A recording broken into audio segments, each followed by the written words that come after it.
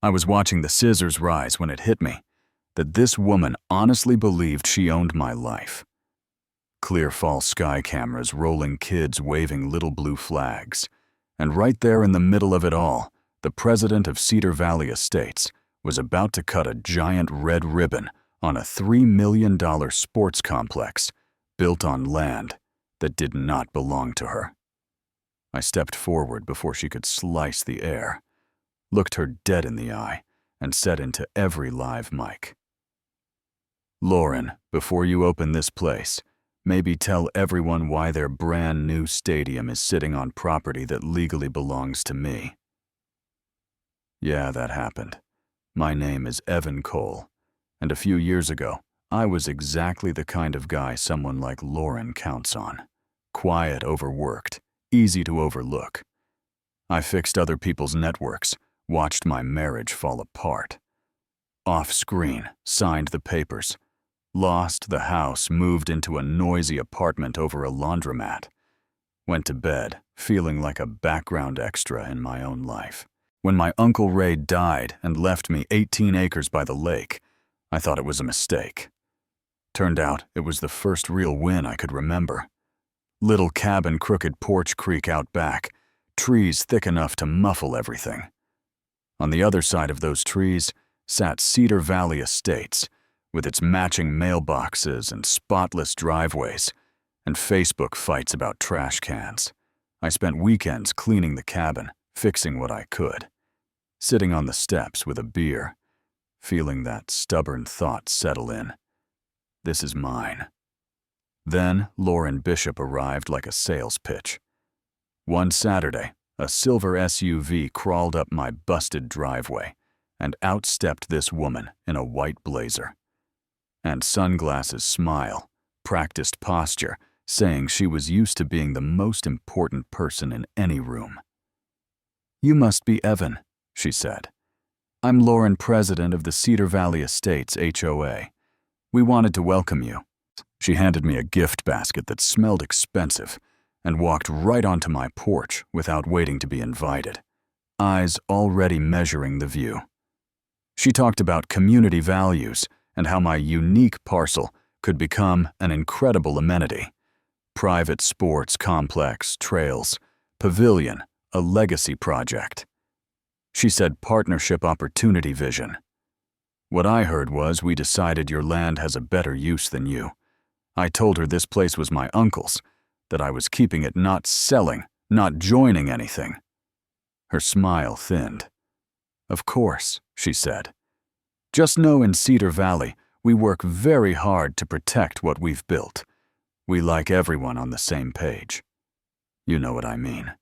Sweet tone, sharp edge. She left her card on the railing like a claim tag and drove off. I tried to shake it. A couple months later, I pulled in and saw orange survey flags stabbing through my trees deep into my side. Two guys in vests were calling out numbers like they were carving up a field. I walked over. "Afternoon, fellas." "What are we doing on my property?" The older one said, "Cedar Valley Project Sports Complex. HOA already owns this section." That word, owns, made my jaw lock. That night, I was at the county office asking for every document tied to my parcel. The clerk brought a file. Inside, a neat land use and transfer agreement saying my Uncle Ray had sold 14 acres to Cedar Valley Estates HOA for $40,000, effective upon his death. Signed, notarized, all very official. Except it wasn't his signature. I'd seen the real thing for years. This was stiff traced wrong. The notary stamp number didn't match any real commission when I looked it up. Someone had forged my uncle's name and filed it like they expected no one to look twice. I sent scans to Nina, my friend who does real estate law. Next day, she said, "This is fraud. We can take this to the sheriff right now and stop everything." I was ready to say yes. Then she added, "Or we let them keep building. You document every truck, every dollar, every post she makes." Bragging. When we hit, She is standing on a multi-million-dollar crime scene on your land with a camera in her face. For once, you hold the cards. It sounded harsh, but when you've spent years being the safe person to push the idea of making someone like her answer publicly, starts to feel like the only way it ever sticks. I bought good trail cameras, hid them in the trees, synced them to the cloud, started a spreadsheet. Dates, contractors, equipment, screenshots of Lauren in a hard hat on my property, calling it Cedar Valley Champions Complex. At the HOA meeting, she sold it like salvation. Big renderings, big words, then the price, a special assessment of $12,000 per household. Patricia, an older widow, raised her hand. "That's everything I have," she said. Lauren nodded with that polished sympathy and replied, "I know it's a sacrifice, but greatness requires investment, and the majority will decide." Nobody wanted to be the one who didn't believe in the community, so the motion passed. And on my screens, bulldozers chewed up Ray's woods. I watched concrete pour where I used to drink coffee on a stump. I hated it. I stayed quiet. That was the deal. The twist came one night when a man knocked on my apartment door, looking like he'd been carrying a boulder. "You, Evan?" he asked. "I'm Michael, Lauren's husband." We sat at my cheap table, and he told me he had found 2 sets of books, fake vendors' payments that didn't match, and that land transfer file on her laptop. "She said your uncle donated it," he said. I wanted to believe her. I don't anymore. He pushed over a USB. Real numbers emails. I can't watch her lie to everyone and do nothing. A few days later, I met his sister Rachel at a diner 2 towns over. She handled some HOA accounting had pulled records. She showed me how hundreds of thousands of dollars had slipped into places they didn't belong. "If I stay quiet, I'm part of it," she said. "If I talk, she'll try to destroy my career. But those folks are draining savings because she told them to trust her." That was the moment this stopped being just about my land. It was about every person too polite or scared to question her, while she used their money to build herself a monument. Nina took everything to Detective Harris at the fraud unit. He didn't give a big speech, just asked precise questions, took copies, and said, "If what you're showing me holds, she's in serious trouble." The plan locked in, let her finish, let her invite reporters, then show everyone what it was built on. Grand opening day looked like a commercial. Blue sky food trucks, kids in team shirts, local politicians, a banner that read, "Cedar Valley Champions Complex, building community, building future." The complex was honestly impressive. Turf field track, tennis courts, glass pavilion. All of it sitting on my deed. Lauren was glowing in white, hugging people, posing for cameras like a mayor. Michael stood in the back with their kids. Rachel stayed near Harris. Nina gave me a quick nod. Lauren took the mic, talked about vision. Sacrifice, leadership, how we did this together. People clapped. She lifted the big scissors and walked to the ribbon. I walked out in front of the cameras. "Lauren," I called, and the PA system carried it across the field.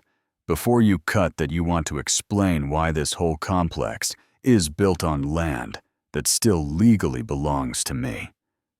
The whole place went quiet in one breath. She tried that smile. "Evan, this isn't the time. Any misunderstandings can be cleared up after." "It's not a misunderstanding," I said. "The transfer you filed is forged. The notary stamp is fake. My uncle never signed it. I have the real deed, his will confirmation from the county, and 18 months of proof you built all this after I said no." People started turning toward her. A few pulled out phones. Lauren snapped louder, sharper. "He's lying. He's trying to extort this community. This is exactly the kind of selfish behavior we protect against. Detective Harris stepped forward, badge visible. Ms. Bishop, we also have evidence of significant irregularities in HOA funds connected to this project. We have a warrant for your records. I'm going to need you to come with us to answer some questions. Patricia's voice cut through shaking, but fierce. Lauren, did you take our money? I sold my husband's truck because you said this was right. Someone else shouted.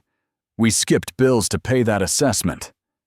The crowd that used to nod on command now looked at her like a stranger.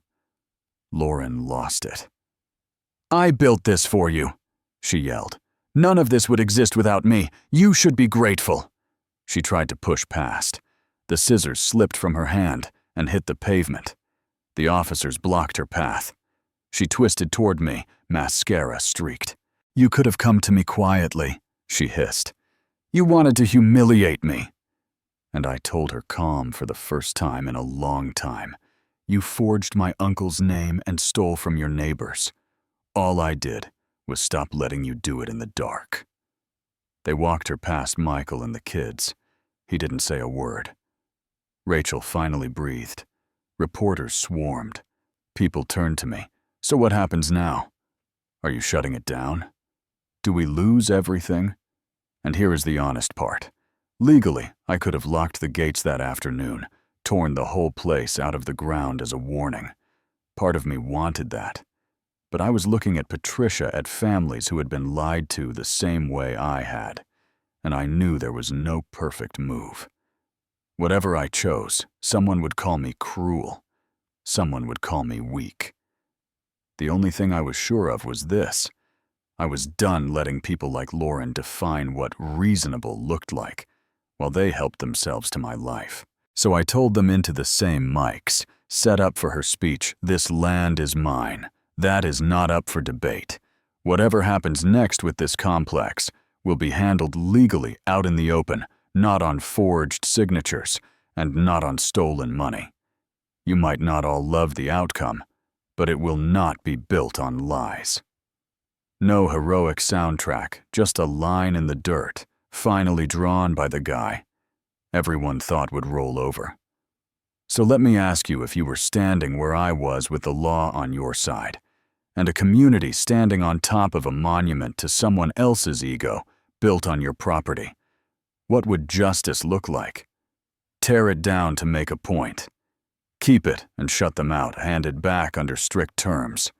Something in between. Do you think waiting and exposing her in public was cruel, or the only way to stop her?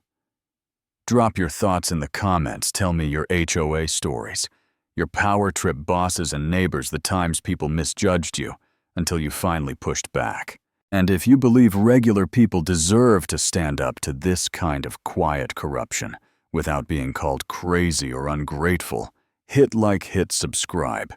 Share this with someone who needs to know they are not powerless in their own story.